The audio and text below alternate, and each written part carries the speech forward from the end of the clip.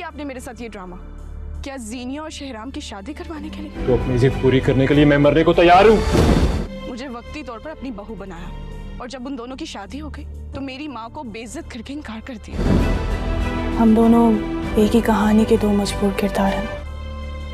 अगर आप मुझे पहले ही बता देती ना, मैं खुद ब खुद तुम इस हद तक चली जाओगी। तुमने अभी मेरी हद देखी ही कहाँ है?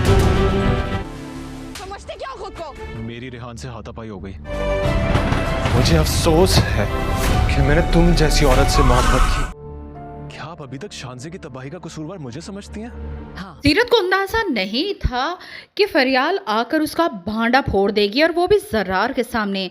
जर्रार फरियाल की बातें सुनकर बहुत गुस्से में आ जाएगा। अपनी माँ से कहेगा कि अगर वो शादी करेगा तो फरियाल से, वरना किसी और लड़की के बारे में वो सोच भी नहीं सकता। फरियाल जो सच्चाई उसके सामने बता कर गई है, अब वो किसी भी सूरत उससे पीछे हटने को तैयार नहीं।